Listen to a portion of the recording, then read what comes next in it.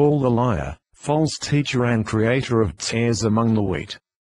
The first versions of the Bible was the Septuagint, created by Origen of Alexandria around 185 and 254 from the Latin word septuaginta meaning 70, was a Greek version of the Bible created during the reign of Ptolemy II Philadelphus, created around 285 and 246 B.C.E. in Alexandria, Egypt, for Diaspora Jews. The Peshitta is a Syriac Bible. Its creation represented an attempt to create a standard version of the Bible amidst a variety of other Syriac texts. The name Peshitta, which means simple or clear, was first used by Moses bar Kepha 8-903, perhaps to distinguish it from the more complex Syrohexapla, translated and created around 616 from Origen's revised Septuagint. As the centuries after the resurrection unfolded, the dominant language spoken in the Roman Empire began to change. No longer was Greek the dominant language. In 382, Pope Damascus therefore commissioned Jerome beginning in 347 to 420 to translate the Bible into Latin, a task which took him 20 years to complete. This Bible came to be known as the versio vulgata, meaning common translation, and became standard for the Western Church. In English, we call this Bible the Vulgate. Jerome's earliest translations of the Hebrew Bible were based upon Origen's revisions of the Septuagint. However, around 393 he turned to manuscripts written in the original Hebrew. Augustine argued that, by using Hebrew manuscripts, Jerome was driving a wedge between Christians of the East and West, because the Greek-speaking Christians of the East were using the Septuagint. To illustrate the folly of Jerome's approach, Augustine told him a tale of a bishop from Tripoli who authorized Jerome's new translation for use in his church.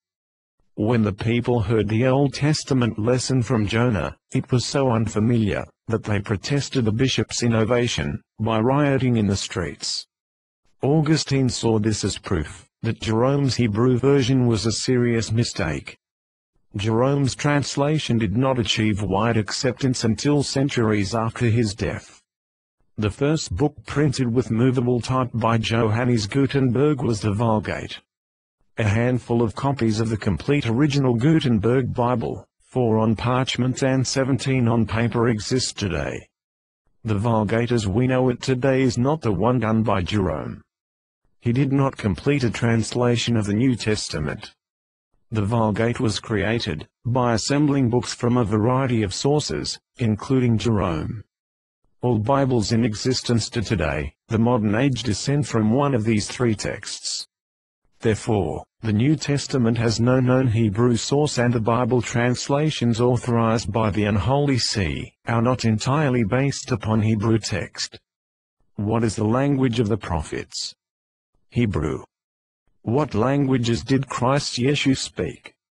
Hebrew and Aramaic. Therefore, if you are using any text that in its origin was either Greek or Latin, then they are false books.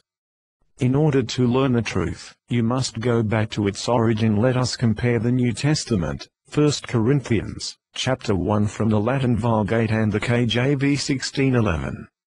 Vulgate verse 1. Paul, called to be an apostle of Jesus Christ by the will of God, and Sosthenes a brother. King James 1611 verse 1. Paul, called to be an apostle of Jesus Christ through the will of God, and Sosthenes our brother. Vulgate verses 12 through 19. 12. Now this I say, that every one of you saith, I indeed am of Paul, and I am of Apollo, and I am of Cephas, and I of Christ. 13. Is Christ divided?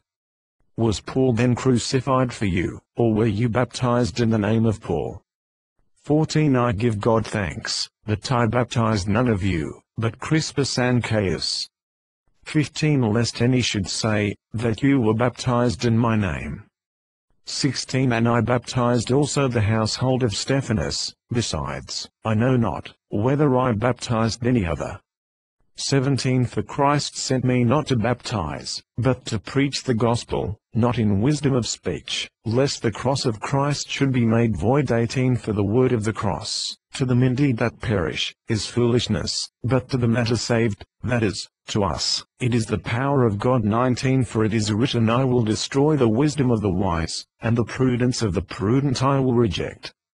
King James 16:11 verses 12 through 19. 12 Now this I say, that every one of you saith, I am of Paul, and I of Apollo, and I of Cephas, and I of Christ.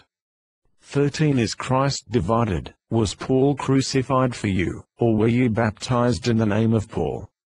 14 I thank God, that I baptized none of you, but Crispus and Gaius. 15 Lest any should say, that I had baptized in mine own name. 16 And I baptized also the household of Stephanas besides, I know not, whether I baptized any other. 17 For Christ sent me not to baptize, but to preach the gospel, not with wisdom of words, lest the cross of Christ should be made of none effect. 18 For the preaching of the cross is to them that perish foolishness, but unto us which are saved it is the power of God. 19 For it is written, I will destroy the wisdom of the wise, and will bring to nothing the understanding of the prudent.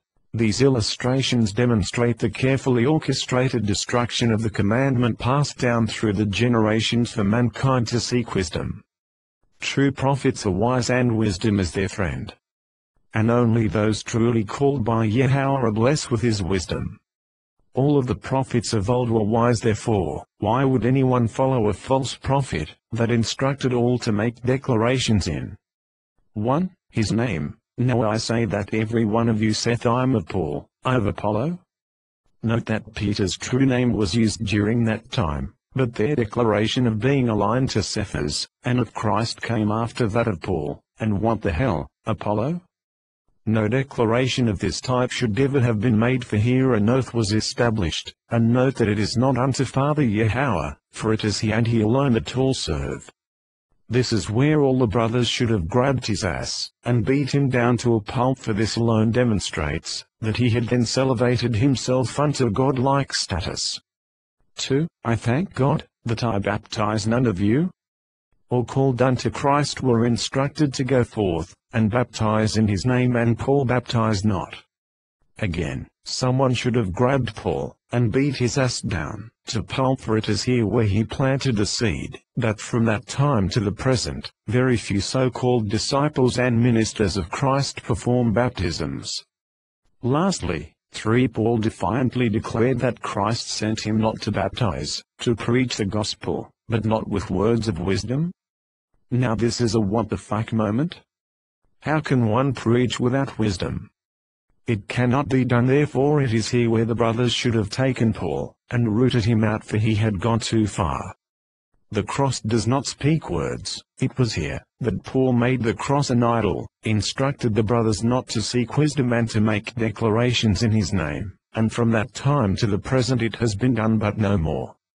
For King Solomon in his Book of Wisdom stated, that wisdom was created for man, that she would always have a dwelling place among them, but that wisdom could find no home, and she departed from man.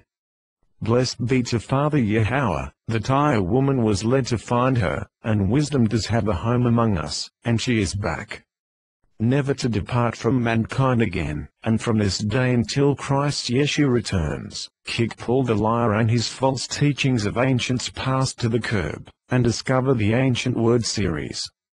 I look forward to all of you discovering the teachings that were hidden from you, and the many words of good counsel and instruction that was given to us regarding wisdom, that we all become better human beings.